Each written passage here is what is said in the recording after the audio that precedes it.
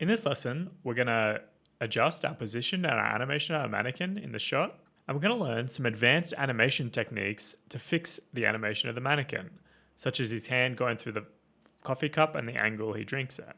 So right now, our scene is actually very flat. We've only really got the mannequin and then the background. So immediately one trick we can use is to rotate the mannequin so that he's facing more towards camera. This is a very common technique in filmmaking as it creates more interest within the frame. Now, if you really look for it, you'll see this in a lot of TV shows and films where the characters aren't facing each other and rather they're facing somewhat towards the camera. So we want to rotate this guy, but when we select him, we can't see the rotation gizmo because it's at his feet. So you can tackle this in a couple of different ways, but perhaps the quickest is to just go over onto the right where his rotation values are and to grab the Z axis, which is his yaw, the direction he's facing, and turn that until we get something we like. Now you'll notice he goes into his little A pose with his arms out to the side. But don't worry, he'll snap back as soon as we scrub on this timeline right here. So you can see we've actually turned him a huge amount, I think over 45 degrees, but he looks quite good in frame and he's still looking out the window. But we now have this depth going across both of his shoulders, leading us to the subject.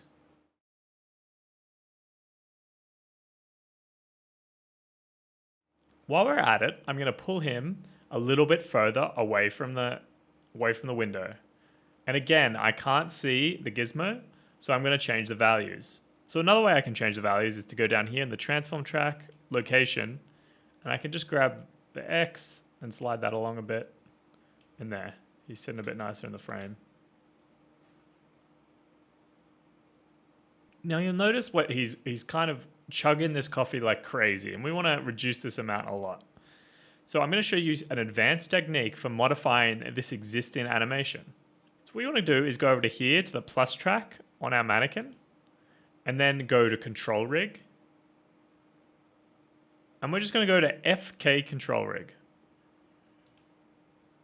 Now control rig is quite an advanced topic, and we're not going to dive in almost at all. We're just going to stay on the surface. What control rig allows you to do is to create or modify animations inside Unreal Engine, so you don't need any third-party software to get it working. This control rig is very straightforward, but quite cumbersome to use because all it does is expose every single bone in his body as a control. So if we go down here, we've got FK control rig as a new track. Let's expand that out. And now we can see all of those bones. Now, if you scrub in the timeline, you'll notice he's stuck in this A pose. Now the reason for this is the control rig is currently overriding the animation and stopping it from moving at all. It's just taking on these values. So we want to set this to additive, meaning that we want the animation to play and then any changes we make to be on top of that. So we're going to right click here and select additive up the top. Once we do that, we get our normal animation playing. What I'd advise you do immediately after creating a control rig like this is to click a keyframe on every track. So if you click a keyframe here, it's going to create a key for every single bone.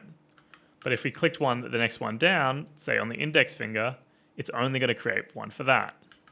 So we're going to click there and create a keyframe on frame 1 for every bone. So it's going to remember all this information in here, the location, rotation, and scale of that bone. This will just become handy later on if we need to go back to how it originally was. Okay, now that I've got that, I just want to change his hand bone so it doesn't rotate quite so much and he doesn't get this extreme angle on the coffee cup. So I can select this gray box here and it relates to the bone, and instantly I'll be shown the hand R down here in the track. Now I could also browse through here and try and find the hand, or even search up here and find it that way. But selecting things for me works the best, if I can see it. Now, it's getting a bit claustrophobic to work in this, so I'm gonna jump out of the camera cuts, go over here, select my camera and pin that so I can still see the frame, but I can get it a bit closer to the mannequin. Select that hand again, activate the rotation gizmo.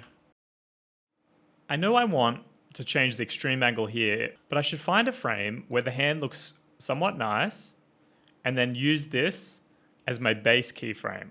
So if I set a key here, it means it's not going to change this value because it's already good.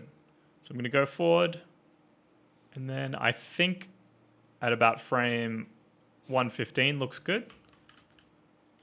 I'm just going to adjust the rotation on this a little bit. So as I bring this a bit further away, I'm realizing I'm going to need to change a few of these bones. So I'm going to go and click on the next bone down the list, which is the lower arm R. I'm going to go to roughly the same area and create a keyframe. And then I'm going to go forward to the next position, bring that closer.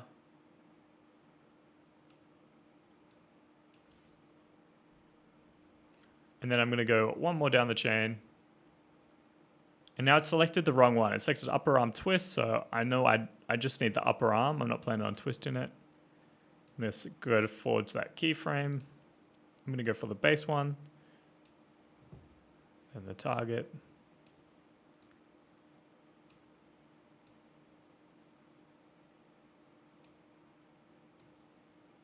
Just do something like this.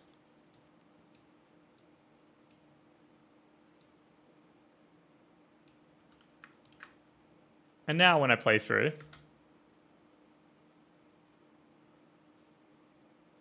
the coffee cup looks a lot more reasonable. You could continue tweaking this as long as you like, but using this basic principle, you can modify any of those animations you saw on Mixamo and get a much different result, or even fix up some problems you might have.